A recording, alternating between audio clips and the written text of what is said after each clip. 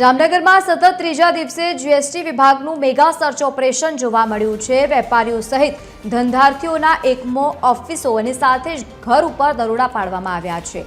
અમદાવાદ, રાજકોટ, જૂનાગઢ સહિતની ટીમ આ સર્ચ ઓપરેશનમાં જોડાઈ છે। કરોડો રૂપિયાનું કૌભાંડ આચર્યાની માહિતી છે। બોગસ બિલો બનાવી અને ઇનપુટ ટેક્સ ક્રેડિટ મેળવી કૌભાંડ કર્યા હોવાની પણ માહિતી છે।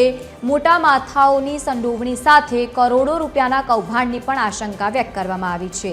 સીએની 2 ફર્મ અને સહિત 5 સીએને ત્યાં સઘન તપાસ હાથ ધરવામાં આવી છે। કેટલીક પેઢીમાં બેનામી વ્યવહારો પણ મળી આવ્યા હોવાની માહિતી સામે આવી છે।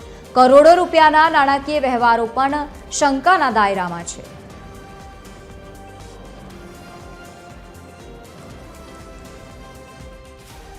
રાજ્યભરની જીએસટીની ડિવિઝનના જે જુદા જુદા કહી શકાય કે ટીમો છે તેઓ દ્વારા જામનગરમાં જે મેગા ઓપરેશન છે, સર્ચ ઓપરેશન છે, હાથ ધરવામાં આવ્યું છે અને આજે પણ આ ઓપરેશન છે તે અવિરત છે।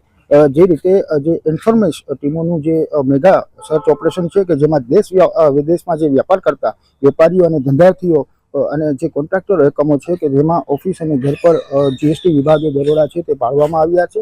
આ ટીમોમાં અમદાવાદ, રાજકોટ, જૂનાગઢ અને ભાવનગરનો પણ ટીમોનો સર્ચ ઓપરેશનમાં સમાવેશ થાય છે અને જે વ્યાપાર કર્યા વગર જે બોગસ બિલો બનાવી અને ઇનપુટ જે ટેક્સ ક્રેડિટ મેળવી અને કરોડો રૂપિયાનું કૌભાંડ આચર્યા હોવાની વિગતો છે તે સૂત્રોમાંથી જાણવા મળી રહી છે।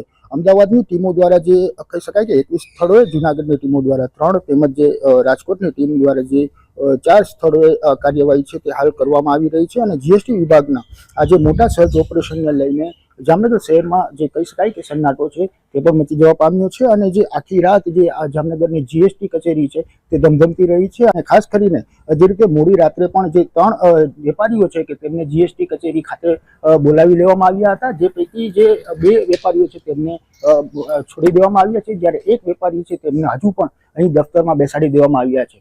એટલે કે જામનગરમાં જે જીએસટી વિભાગની જુદી જુદી ઇન્ફોર્મેશનની જે ડિવિઝનની ટીમો છે તેઓ દ્વારા જે સર્ચ ઓપરેશનને લઈને જામનગરમાં જે વેપારીઓ હોય, એકમો હોય કે પછી બોગસ બિલોનું જે કૌભાંડ કરતા હોય તેમાં જે ભાગદોડ છે તે મચી જવા પામી છે અને આ જીએસટી વિભાગની જે સર્ચ ઓપરેશન અને કાર્યવાહી બાદ કરોડો રૂપિયાનું બોગસ બિલિંગ છે તે પણ સામે આવી તેવી શક્યતા છે તે હાલ સેવાઈ રહી છે।